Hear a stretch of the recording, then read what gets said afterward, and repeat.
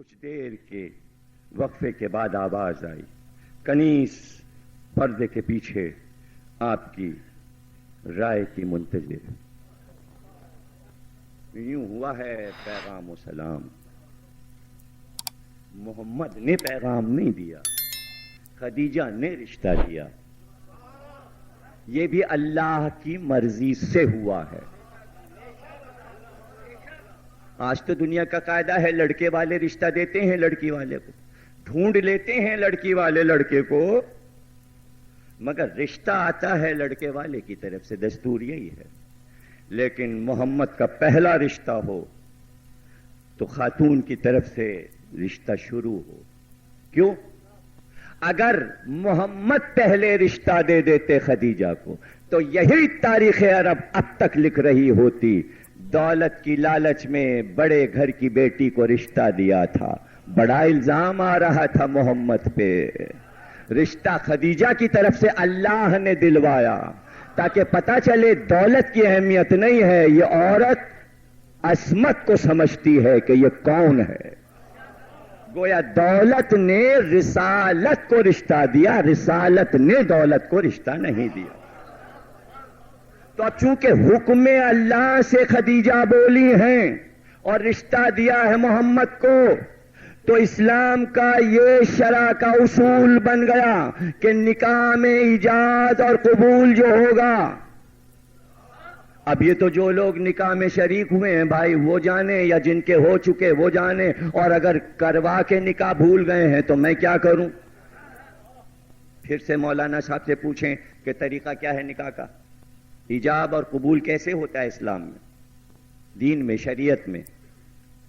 بارات لے کے لڑکا جاتا ہے لڑکی کے گھر، لیکن دو مولوی ہوتے ہیں آپ کے ہاں، ایک لڑکی والوں کا مولوی، ایک لڑکے والوں کا۔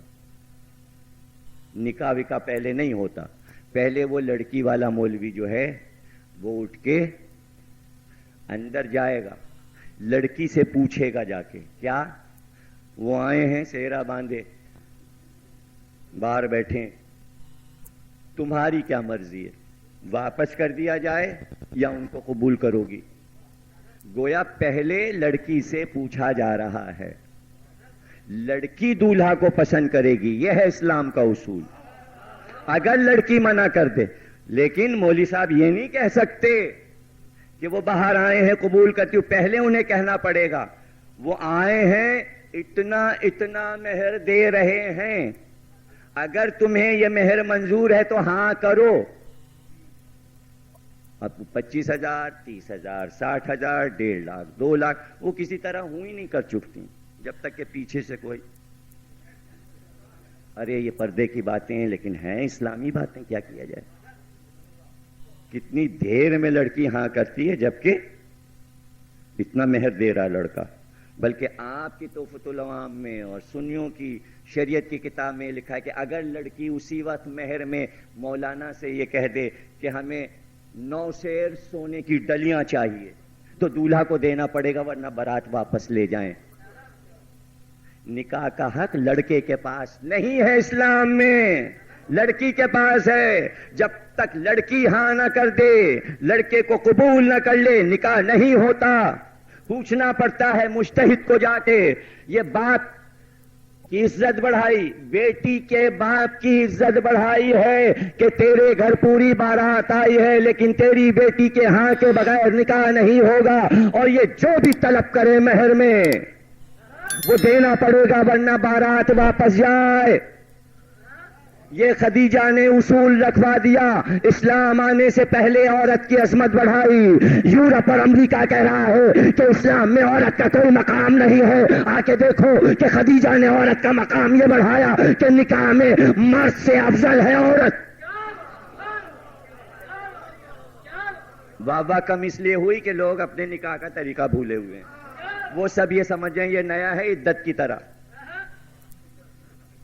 یہاں عدت ہی کسی کے سمجھ میں نہیں آئی تھی ملتان میں شروع عوام کو تو چھوڑ دیجئے، علامہ اور مولوی نہیں سمجھ پائے مثال، مردوں کی عدت کروا دی انہوں نے اور نام میرے لگا دیا۔ ذرا آپ دیکھیے، لفظ خود منہ سے نکالے، الزام میرے اوپر لگا دیا۔ تو جب کوئی نئی بات آپ سنتے ہیں نا جو کہ ہے پرانی اور چونکہ حافظے میں نہیں ہے، مثلاً بعض بات ایسا ہوتا ہے، یہ دیکھیں سامنے بیٹھے، میں ان سے میں پوچھوں تمہارے قمیص میں کتنے کاج اور بٹن ہیں، ایک دم بغیر دیکھے بتا دیں تو جانو. سامنے بیٹھے ہیں، کھڑکی میں کتنے شیشے لگے ہیں، بغیر دیکھے بتا دیں تو جانو. یہ ہوتا ہے، سامنے کی باتیں ہوتی ہیں، کوئی بتا نہیں پاتا. تو یہ نکاح والا جو میں نے بتایا نا، بات سامنے کی پتہ سب کو تھا، لیکن حافظے میں نہیں، یہ طریقہ کار نہیں معلوم تھا کہ یہ مولوی اندر کیوں جاتا ہے. وہاں کی بات ہی نہیں معلوم کیا بات ہوئی. اب تحفۃ العوام پڑھیے گا، شرعی مسئلے دیکھیے گا، مشتری سے پوچھیے گا نکاح میں کیا شرط ہے، آیا مہر میں لڑکی شرط لگا سکتی ہے، مہر زیادہ سے زیادہ مانگ سکتی ہے یا نہیں. اس لیے آپ کو مزہ نہیں آیا. اب جب آپ پوچھیں گے، ڈسکس ہوگا، پھر دوسرا لمحہ پڑے گا، پھر آپ بیٹھ کے بابا کریں، آ گیا. اسی لیے جو ریپیٹ مجلسیں ہیں اس میں آپ کو زیادہ مزہ آتا ہے. یہ تو سنی ہوئی ہے، یہ بھی کہنا ہے کہ سنی ہوئی ہے اور پہلے سے معلوم ہے اب یہ نقطہ آئے گا. اور جہاں نئی تقریر ہوئی حق بک، لیکن کیا کہنا ملتان والوں کا. یہ تو لکھنؤ والوں کی عادت ہے نئی تقریر سننا، اور اس کے لیے بڑا دل و گردہ چاہیے. تو اب ظاہر ہے کہ نئے پوائنٹس آتے ہیں، کوئی بنی بنائے مسودہ تو میں پڑھ نہیں رہا ہوں، مجھے تو موضوع دیا گیا اور تقریر جو ہے وہ چل رہی ہے. خدیجہ نے بنیاد رکھ دی کہ عورت کی طرف سے وہ کہہ دے تو قبول ہے. عورت کی عزت بڑھا دی. اب آپ کہیں گے مرد کے بھی حقوق ہیں یا نہیں؟ مرد کی عزت کی طرح یہاں پر بھی کوئی دلیل ہو یا نہ ہو؟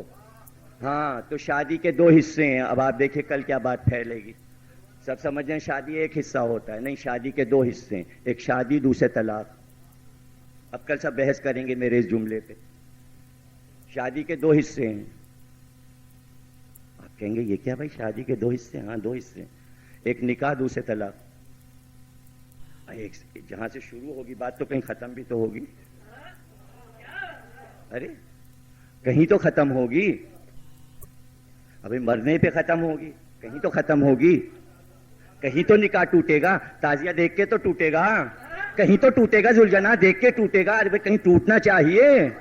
ارے طواف النساء نہ کرنے پہ ٹوٹے گا، کہیں تو ٹوٹے گا. مانو تو.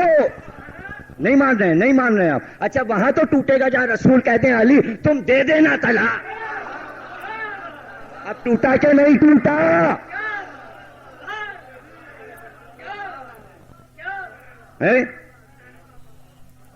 سمجھے آپ؟ نکاح کا حق لڑکی کو دیا، طلاق کا حق مرد کو دیا. اس طرح دونوں کو برابر کر دیا. مرد کو نکاح کا حق اس لیے نہیں دیا کہ روز روز کرتا رہے گا اپنا حق جتا کے. عورت کو حق دیا کہ مہر سے تاکہ دوسری نہ کر سکے. اس لیے کہ اگر پہلی نے 2 لاکھ مانگ لیا تو اب 2 لاکھ کہاں سے 4 کے لیے آئیں گے. ایک کر کے چپ بیٹھ گئے. اس لیے عورت کو حق دیا کہ زیادہ شادیاں کر کر کے عورت کی حق تلفی نہ کریں، ایک چھوڑی دوسری کی. اس لیے عورت کو اختیار دیا. دولہا آئے اختیار تم کو دیا کہ تم قبول. اور طلاق کا حق شوہر کو دیا. عورت کو کیوں نہیں طلاق کا حق دیا؟ مزاج کو، فطرت کو دیکھ کے، مزاج کو دیکھ کے.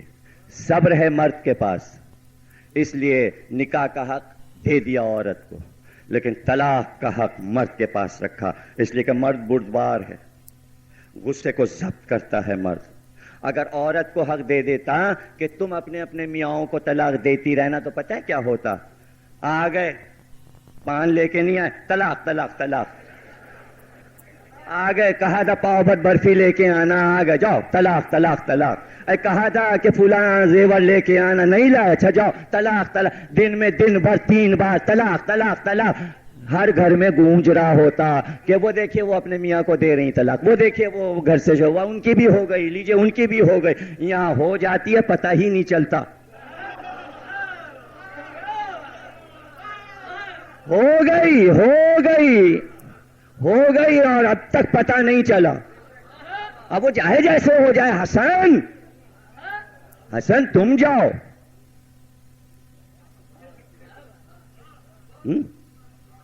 سمجھے نا؟ تو مرد کو اختیار دیا، مرد کے پاس اختیار. تو اس طرح عورت اور مرد کو برابر کیا. تو اب یہ تو یاد رکھیں گے نا، کہیں مہر کی رقم ہے اور نکاح ہے اور بارات ہے اور کہیں طلاق ہے. یہاں سب کچھ ہے، بارات بھی ہے، دعوت ولیمہ بھی ہے، جہیز بھی ہے، رشتہ بھی ہے، منگنی بھی ہے. اور منگنی کے لیے بنی ہاشم کے بڑے بڑے سردار بھی ہیں، اور سردار سج بن کے جائیں. ابو طالب سب کو لے کے جائیں، حمزہ بھی جائیں، عباس بن عبد المطلب بھی جائیں، عقیل بھی جائیں، جعفر بھی جائیں. رشتہ دے کے آئیں چچا اسد کو خدیجہ کے. ہم غور کریں گے، دیکھیں گے. کیوں یہ جواب کیوں؟ اس لیے کہ یہ تو ملکۃ العرب ہے. سوال وہاں یہ ہے کہ جس بیٹے کا رشتہ آیا اس کے پاس کیا ہے؟ اگر نبوت آنے کے بعد رشتہ جاتا، سب کہتے بھائی نبی نے رشتہ بھیجا ہے، نبی سے بیٹی بیاہ دو. بعد میں تو سبھی بیاہتے رہے، نبی ہے بیاہ دو، گھر میں فاقے ہو رہے ہیں بیاہ دو، روٹی نہیں ہے بیاہ دو. کمال تو جب اس گھرانے کا ہے کہ کچھ بھی نہیں ہے اور رشتہ گیا ہے تو چچا نے کہا سوچیں گے. بھائی اتنا سا جملہ خدیجہ کو پتہ چل گیا. ورقہ کو بلایا، چچا زاد بھائی کو کہا تم توریت پڑھی، انجیل پڑھی اور عالم ہے، تم میری مدد نہیں کر سکتے؟ کہا کیا بات ہے؟ کہا بنی ہاشم رشتہ لے کر آئے تھے عبداللہ کے بیٹے کے لیے، ابو طالب اپنے بھتیجے کا رشتہ لائے تھے. چچا نے کہا غور کریں گے، کیا ورقہ تم اس میں میری مدد کر سکتے ہو؟ میں چاہتی ہوں کہ یہ رشتہ قبول کیا جائے، چچا کو سمجھاؤ میں یہ شادی کرنا چاہتی ہوں. ورقہ نے کہا کیوں کرنا چاہتی ہوں؟ عبداللہ کے بیٹے سے کیوں شادی کرنا چاہتی ہوں؟ کہا اس لیے کرنا چاہتی ہوں کہ تم خود مجھے بتا دو کہ اس میں کوئی عیب ہو تو بیان کرو، میں سننے کو تیار ہوں.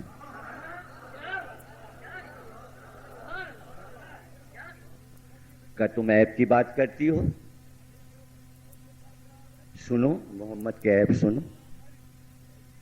ان کا چہرہ چاند کی طرح روشن، چہرہ ہے کہ بدر منیر ہے. راہ چلتے ہیں تو خوشبو پھیلتی ہے، روشنی پھیلتی ہے. بلندی سے اترتے ہیں تو پلکیں یوں جھکتی ہیں جیسے کائنات جھک رہی ہے. وہ چلتے ہیں تو ستارے ساتھ چلتے ہیں. دھوپ تیز ہو تو بادل سایہ پھگن کر. کہ یہ تو خوبیاں بتا رہے ہو، عیب بیان کرو. ورقہ نے کہا کوئی عیب ہو تو بیان کرو. نبی تو بعد میں ہوں گے. خدیجہ کا گھر محمد کو بے عیب یعنی معصوم مانتا تھا، معصوم مانتا تھا. اب یاد کیجئے کہ خدیجہ نے رشتہ دیتے وقت کیا کہا تھا. میں آپ کو صاحب عفت و عصمت ایک خاتون کا پتہ دوں. صاحب عفت و عفت اس بی بی کو کہتے ہیں جس کا پہلے کوئی نکاح نہ ہوا ہو. گویا عصمت نے عصمت کو، عفت نے عفت کو پیغام دیا تھا. خدیجہ کے نہ کوئی اولاد تھی، نہ خدیجہ کی کسی سے شادی ہوئی تھی. خدیجہ کی پہلی شادی تھی. اب بات بڑھانے کو عمر بھی بڑھا دی. جب بات بڑھتی ہے تو بڑھتی ہی چلی جاتی ہے. انہوں نے کہا شادی کے وقت 40 کی تھیں، خود پھنس گئے. 40 میں شادی ہوئی، 40 میں شادی ہوئی. کہتے ہیں اب 60 میں جناب فاطمہ پیدا ہوئی، 55 کی عمر تھی تو پیدا ہوئی. تو گویا 15 برس کے اندر 4 بیٹیاں ہو گئیں. بڑھاپے میں ساری اولادیں ہوئیں، جوانی میں اولاد نہیں ہوئی. اور 40 میں شادی ہوئی. تو پھر ظاہر ہے کہ ریسرچ بھی کی گئی. ابھی کراچی یونیورسٹی سے انصار حسین اسکالر نے جناب خدیجہ پہ پی ایچ ڈی کیا ہے. آپ کو سن کے خوشی ہوگی. اور اس کو پی ایچ ڈی مل گیا ہے. اس نے میری نگرانی میں بہت محنت کے ساتھ پی ایچ ڈی کیا ہے، اور بہت ہی فکری باتیں اس نے لکھی ہیں، جس میں ایک یہ بھی مسئلہ ڈسکس ہوا ہے کہ جس وقت پیغمبر ضرورت تھی اس وقت سب کہاں تھے. دعوت ذوالشیرہ کے وقت سب کہاں تھے؟ اور وہ کون سی محفلیں ہیں جو انصار و اصحاب سے خالی ہیں؟ اور یہ ڈسکس میں کر چکا ہوں ربیع الاول کی تقریروں میں کہ اصحاب کے آنے سے پہلے کا جو پیریڈ ہے اس میں جن لوگوں نے مدد کی ہے کیا آپ ان کو نہیں مانیں گے؟ تو اگر یہ الزام ہو جائے کسی پر کہ اصحاب کو جو نہ مانے وہ کافر، تو جو اصحاب کے آنے سے پہلے کلمہ پڑھوانے میں مددگار ہیں جو ان کو نہ مانے وہ کافر. سیدھا سفار. ابو طالب کی خدمات کو تو آپ کو ماننا پڑے گا،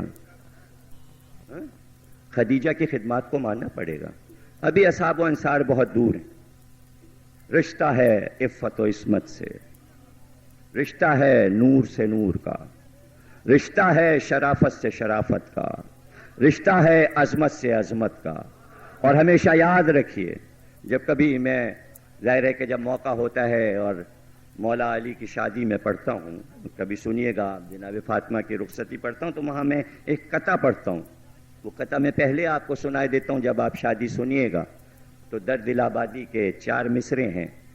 اور شادی جو ہوتی ہے وہ انہی اصولوں پر ہوتی ہے، کم از کم ہمارے اور آپ کے یہاں، دنیا کا ہمیں نہیں معلوم. اور وہ سن لیجئے.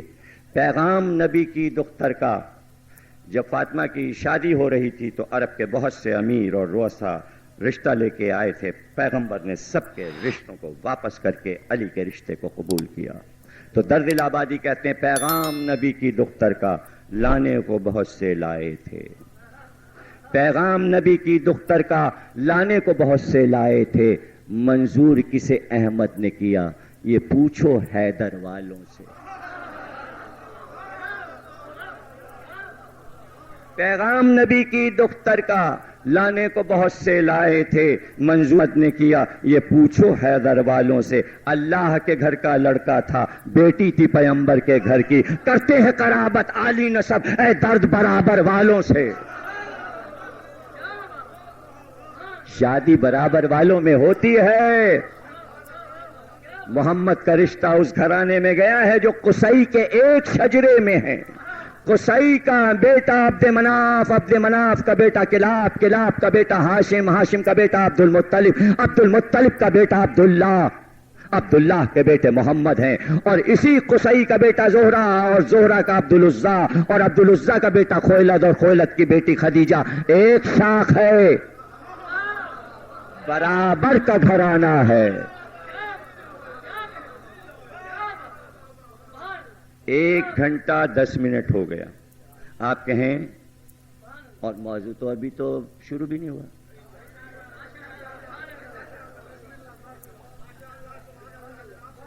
بھائی چھٹی وٹی کا دن نہیں، آپ سوچ لیجئے. صبح اٹھنا ہے سویرے نماز کے وقت، چاہے سوئیں آپ کسی بھی وقت. تو تھوڑی سی زحمت اور کہیں پر موڑ مل جائے تو وہاں سے میں ربط لے لوں تو گفتگو پھر انشاءاللہ ہوتی رہے گی. ایسا آپ کو اللہ سلامت رکھے تو آپ کے پاس آتے رہیں گے، گفتگو رہے گی. موضوع کوئی ادھورا نہیں رہے گا. جتنے بھی اس سے پہلے ادھورے موضوع چھوڑیں وہ بھی کامل کریں گے. ورقہ سے کہا کہ تم اس میں میری مدد کرو. یہی تھا نا میں. ورقہ نے کہا اچھا میں مدد کرنے کو تیار ہوں، لیکن مجھے کیا ملے گا؟ کہ تمہارے لیے کیا نہیں ہے؟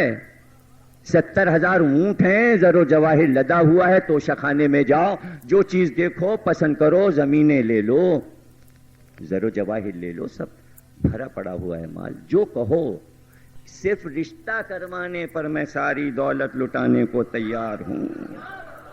بس محمد سے رشتہ ہو جائے. ورقہ کہا خدیجہ تمہیں معلوم ہے میں دنیا چھوڑ چکا، راہب بن چکا، میں تو دنیا پہلے ہی چھوڑ چکا، مجھے دولت کی کیا ضرورت ہے؟ میں کیا کروں گا تمہارے تجارت کے مال کو لے کر؟ یہ بتاؤ مجھے کیا ملے گا؟ اب خدیجہ سمجھ گئیں کہ یہ از قسم مال نہیں طلب ہو رہا. کہ میں سمجھ گئی، تم جو کچھ مانگنا چاہتے ہو وہ مانگ لو. وعدہ خدیجہ کا ہے. بھائی غور سے سنیے گا، وعدہ خدیجہ کا ہے. ورقہ مانگو. کا ہم کو معلوم ہے توریت اور انجیل کے مطالعے سے کہ جس محمد سے تمہاری شادی ہونے جا رہی ہے یہی آخری نبی ہے، مجھے پتا ہے یہی آخری نبی ہے، اور تم نبی کی بیوی بن کے جا رہی ہو۔ میں نے توریت انجیل زبور میں پڑھا ہے کہ محشر کا میدان اس کے ہاتھ میں ہوگا، اور جو صاحب محشر ہے، جو صفی محشر ہے، تم اس کی بیوی ہو، تم یہاں کی بھی مالکہ ہو، تم وہاں کی بھی مالکہ۔ یہ وعدہ کرو کہ جنت میں بغیر میرے نہ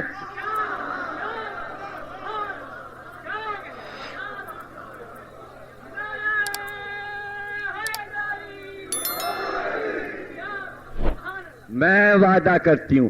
خدیجہ کیسا وعدہ؟ ابھی تو جنت کا اعلان نہیں ہوا، ابھی تو پیغمبری کا اعلان نہیں ہوا، اسے کہتے ہیں یقین۔ کچھ لوگ جنت پر جنت سن کے ایمان لائے، ہم وہ ہیں کہ ابھی جنت اور دوزخ کا تصور نہیں آیا تھا۔ اس دور کے لوگ ہیں، شیعہ ابھی نہیں بنے،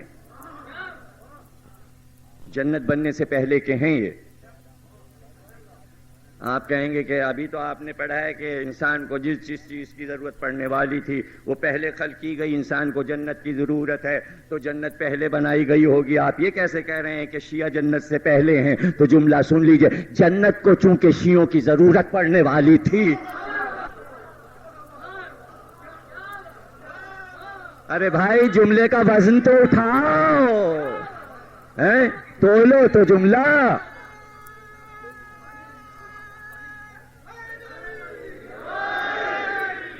اس لفظ سے گھبرانا نہیں چاہیے، قرآن میں ہر نبی کے چاہنے والے کو شیعہ کہا گیا، اور اللہ نے ابراہیم کو تو اپنا شیعہ کہا، وَإِنَّ مِن شِيَعَتِهِ لَإِبْرَاهِيمَ، ابراہیم میرے شیعوں میں سے ایک شیعہ تھا، اسی لیے میں نے اسے جلنے سے بچا لیا۔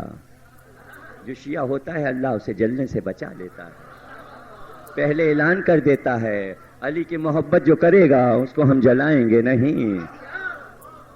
تو ابراہیم کے دل میں علی کی محبت تھی، اس لیے اللہ نے نمرود کی آگ سے بچا لیا ابراہیم کو۔ آپ کہتے ہیں یہ شیعہ لوگ کافر ہیں، میں کہتا ہوں یہ شیعہ لوگ ہم پلہ ابراہیم ہیں۔ جیسے ابراہیم نے آگ بجھائی ویسے شیعہ بھی آگ کا ماتم کر کے آگ بجھا کے دکھاتے ہیں، دیکھو بجھی، ہم نہیں جلے اور یہ بجھ گئی۔ آپ کہیں گے یہ آگ کا ماتم کرنے کی کیا ضرورت ہے، یہ تو بدعت ہے۔ بدعت نہیں ہے، یہی تو فلسفہ ہے آغاز کائنات و آغاز انسانیت کا، کہ پریکٹیکل کر کے باتیں بتائی جائیں۔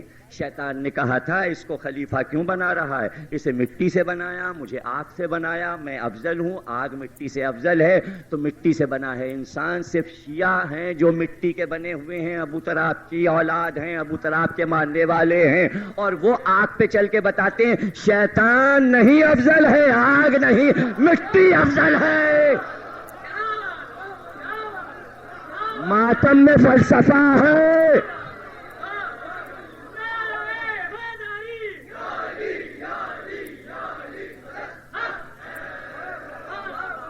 ماتم میں فلسفہ ہے، ہر ماتم میں فلسفہ ہے، لاجک ہے، لاجک ہے۔ مٹی افضل ہے، آگ افضل نہیں ہے۔ دیکھو کیسے خاموش کیا۔ اب یہ کہنا کہ آگ جلائی تم نے اور بجھائی، آگ جلائی بھی تمہیں نے اور بجھائی بھی تمہیں، اور تو جو لگائے وہی بجھائے، اس میں کیا بات ہے؟ اس میں کیا بات ہے؟ لگا کے چلے گئے، جلا کے چلے گئے، ہم نے جلائی اور پھر بجھا دی تاکہ کوئی جلے نہ، کسی کا گھر نہ جلے، خود ہی جلائی بھی اور خود ہی بجھا بھی دی۔ تو جلائی کیوں؟ بجھا نہیں تھا تو جلائی کیوں؟ تو قرآن تو پڑھو، اللہ دونوں کام کرتا ہے، پہلے آگ جلاتا ہے پھر بجھاتا ہے۔ دیکھ لیجئے آپ، کہیں بعد میں جلاتا ہے کہیں پہلے بجھاتا ہے۔ آپ کہیں گے بھائی کیسے؟ تو قرآن میں دیکھ لیجئے کہ درخت جلنے لگا اور آگ میں سے آواز آئی موسیٰ ادھر آؤ میں تمہارا رب ہوں۔ آگ دیکھ کے موسیٰ ادھر گئے، کہا وہی ہو گئی۔ تو آگ جلا کے پیغمبری دیتا ہے، اور کہیں ابراہیم آگ میں پھینکے جاتے ہیں تو آگ بجھا کے پیغمبری دیتا ہے۔ آگ جلا کے پیغمبری لے لینا، آگ بجھا کے پیغمبری، دونوں کام ہے پیغمبرانہ۔ قرآن پڑھ لیجیے آپ. ہر ماتم میں لاجک ہے. کبھی گفتگو ہوگی تو ہاتھ کا ماتم، زنجیر کا ماتم، قمع کا ماتم، آگ کا ماتم، ماتم کے جتنے طریقے سب کی قرآنی لاجک ہے، تاریخی نہیں، قیاسی نہیں. تو آپ غور کر رہے ہیں نا. تو اب خدیجہ نے کہا جنت ہاں دیں گے، ہم وعدہ کرتے ہیں. تو کس کس بات پر خدیجہ تم نے وعدہ کر لیا؟ تو جس کو پہلے سے یہ معلوم ہے کہ یہ پیغمبر ہونے والے ہیں، یہ شافی محشر ہونے والے، اس بی بی کو یہ بھی پتا ہے کہ خاتون محشر کی میں ماں بننے والی ہوں. تقریر ختم ہو رہی ہے، کوثر کی میں ماں بننے والی.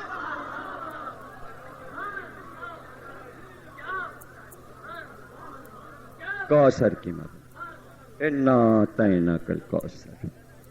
جب میں نے حج کیا تو عرفات کے میدان، حج کے دن سب جمع ہوتے ہیں تو خیمے لگے ہوئے تھے. تو وہاں جب مجلس منعقد ہوئی دعائے عرفہ کے بعد، تو یقین کیجئے وہاں پوری تقریر جناب خدیجہ پہ ہوئی. ریکارڈ ہے لوگوں کے پاس جو حج کر رہے تھے میرے ساتھ. لیکن وہاں جو مصائب پڑے تھے، تقریر یہ نہیں تھی، دوسری تھی تقریر جناب خدیجہ پہ، دوسرا موضوع تھا.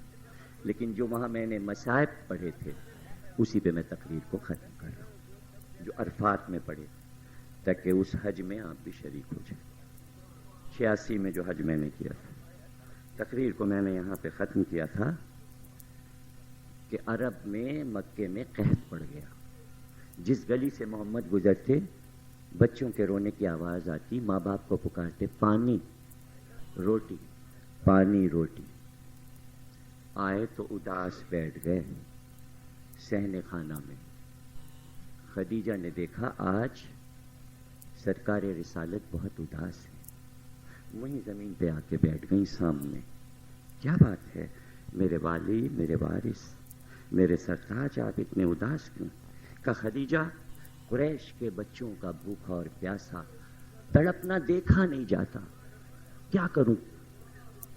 ایک بار کنیزوں کو حکم دیا کہ ہمارے تہخانے اور توشخانے کے وہ تمام دروازے آج کھول دیے جائیں جو ابھی تک نہیں کھلے تھے، اور تمام مال نکال کر یہاں ڈھیر کر دیا جائے. اشرفیاں ڈھیر کر دی گئیں. کہتے یہ ہیں کہ محمد اور خدیجہ کے بیچ میں جب انبار لگا دولت کا تو ایک پردہ سا بن گیا. خدیجہ کی نظروں سے محمد چھپ گئے. اور ایک بار خدیجہ اٹھیں تو انہوں ہاتھ چھوڑے کہ سرکار یہ دولت کس دن کام آئے گی، لے جائیے قریش کے بچوں پہ لٹا دیجئے، کیوں وہ بھوکے اور پیاسے رہیں، انہیں کھانا بھی ملے، انہیں پانی بھی ملے. گویا خدیجہ نے کہا جو دولت آڑ بن جائے محمد کے بیچ میں، اور اس دولت کی کیا ضرورت ہے، لٹا دی جائے. پیغمبر کے چہرے پر خوشی کے آثار آ گئے. مکے میں کوئی اب بھوکا نہیں تھا، پیاسا نہیں تھا. دولت کا آخری حصہ بھی لٹ گیا. جو ملکۃ العرب بھوکے قریش کے بچوں کو نہ دیکھ سکے، اس کا نواسا کربلا میں یہ کہے میرے عسکر کو پانی پلا دو.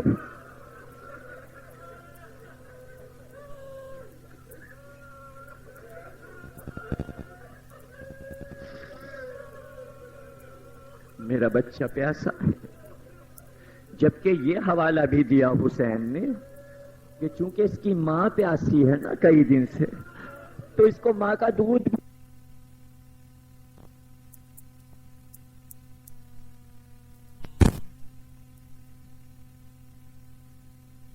ظاہر ہے کہ موضوع سے نہیں ہٹنا چاہتے ہیں ہم. موضوع خدیجہ کا ہی رہے تو زیادہ اچھا ہے. 10 ہجری جب فتح مکہ کا موقع ہوا اور پیغمبر 14,000 لشکر کے ساتھ فاتحانہ مکے میں داخل ہوئے، اور آج جب آپ جائیں مکے میں جہاں پر مسجد جن بنی ہوئی ہے، اسی مقام پر مسجد فتح سامنے ہے. یہ وہ مقام ہے جہاں مسجد بنا دی گئی کہ جہاں پیغمبر نے مکے میں آمد کے بعد خیمے لگائے تھے، اور دور تک پیغمبر کے خیمے مکے میں لگ گئے فتح مکہ کے وقت. تو کہتے یہ ہیں کہ تمام اصحاب و انصار رشتہ دار سب ساتھ تھے فتح مکہ میں. تو تمام بیبیوں کو بھی پیغمبر ساتھ لے گئے تھے۔ ایک بار شور ہوا کہ ہم سب مدینے واپس جا رہے ہیں، تو کنیز نے آ کر کہا، سرکار دو عالم، بیٹی آپ کو اپنے خیمے میں بلا رہی ہے۔ بس بیٹی کا نام سنتے ہی تیز قدموں زہرا کے خیمے کی طرف چلے، دیکھا تو بیٹی در خیمہ پر کھڑی ہے، دونوں چھوٹے بیٹے حسن اور حسین ساتھ کھڑے ہیں اور بیٹیوں کو گود میں لیے ہوئے ہیں۔ زینب اور ام کلثوم چاروں بچے ساتھ ہیں، 10 ہجری ہے نا، چاروں بچے موجود ہیں۔ علی پیغمبر کے ساتھ ساتھ آئے تھے کہ کون سی ضروری بات ہے کہ خود پیغمبر جا رہے ہیں۔ قریب آئے، پردے کے در خیمہ کے قریب آئے۔ اب یہ لفظ تو سب آپ کربلا میں سنتے ہیں نا، میں فتح مکہ میں یہ لفظ استعمال۔ رسول در خیمہ پر آئے، بیٹی سے پوچھا، کیا بات ہے میری لال؟ بیٹا کیا کوئی ضروری بات ہے؟ کبھی تم نے اس طرح باپ کو نہیں بلایا؟ کہ بابا ہم نے سنا جلدی ہے جانے کی، لشکر واپس جا رہا ہے مدینے، پتہ نہیں بابا اب مکے آنا ہو کہ نہ آنا ہو، دل چاہتا ہے اماں کی قبر پہ۔ آپ سے زیادہ اس وقت کوئی رو نہیں سکتا، اور اہل ملتان سے زیادہ میری اس بات کو کوئی سمجھ نہیں۔ بابا ایک بار اماں کی قبر پہ بیٹی کو لے چلو۔ کہا فاطمہ یہ تم نے کیا کہا؟ کیا میں منع کر دوں گا؟ میں منع کر دوں گا؟ ایک بار بلال کو آواز دی، بہت غور سے سنیے گا، مصائب بس پڑ چکا، یہی مصائب ہے۔ آواز دی، کا بلال سواری زہرا کی تیار کرو، ناقہ لاؤ جس پہ اماری ہے اور پردے پڑے ہوئے ہیں، ناقے کو بٹھا دیا جائے، قناتیں لگا دی جائیں، بیٹی میری سوار ہوگی، اور حجون کے قبرستان یہاں سے وہاں تک زہرا کی سواری جائے گی۔ زہرا خدیجہ کی قبر پہ جانا چاہتی ہیں۔ بیٹی بچپن میں بچھڑی تھی ماں سے، جب 6 برس کی تھی تو ماں جدا ہوئی تھی، آج شادی کے بعد گویا فاطمہ یہ چاہتی ہیں بچوں کو نانی سے ملوا دیں۔ میرے جملوں کو ضائع نہ کرو۔ چاہتی ہے خدیجہ حسن اور حسین کو دیکھ لیں تاکہ نانی خوش تو ہو جائے، زینب بھی آئی ہے، ام کلثوم بھی آئی ہے، اور بچیاں اپنی نانی کی قبر دیکھ لیں، نام تو بہت سنا ہے۔ اور زہرا یہ چاہتی ہیں ہم ماں کی قبر پر جا کر سینے سے لگا کے قبر کو یہ سمجھیں گے میکے آئے تھے، ماں نے بیٹی کو گلے لگا۔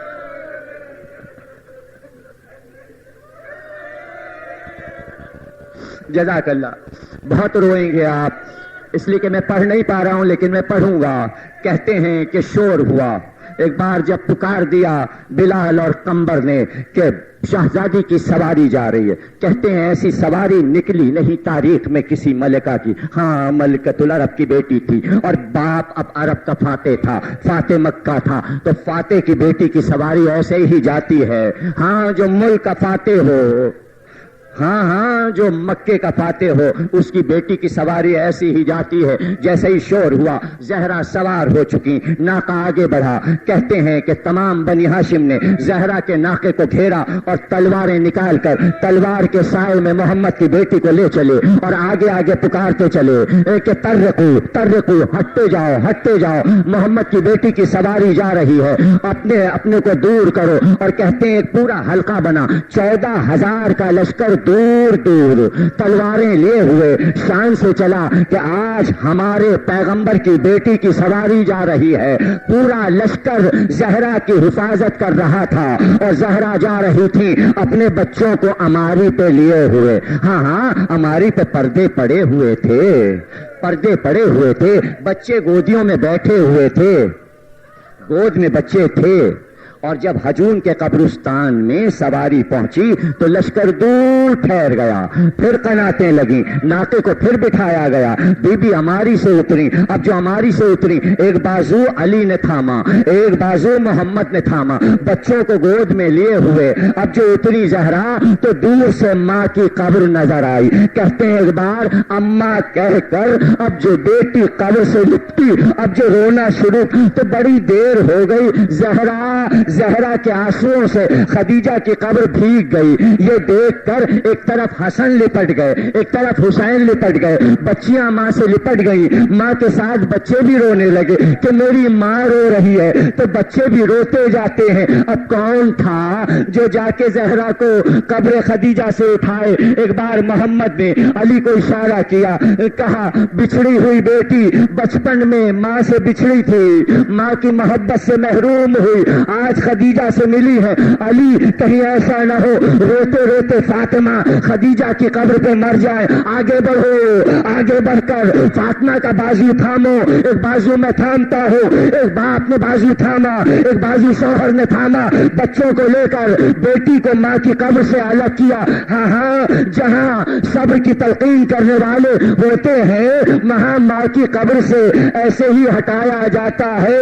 مگر ہائے وہ مدینہ تھا اور وہ زینب تھی اور وہ ماں کی قبر تھی اور پکار رہی تھی, اماں بیٹی آئی ہے, لٹ کے آئی ہے, گھر لٹ گیا, بچے مارے گئے, جوان اور ایک بار چادر ہٹائی اور کہا اماں یہ بازو رسیاں بنی تھی, اماں یہ پشت پر تازیانے, اماں زہرا کی قبر ہلی, آواز آئی زینب میری زینب.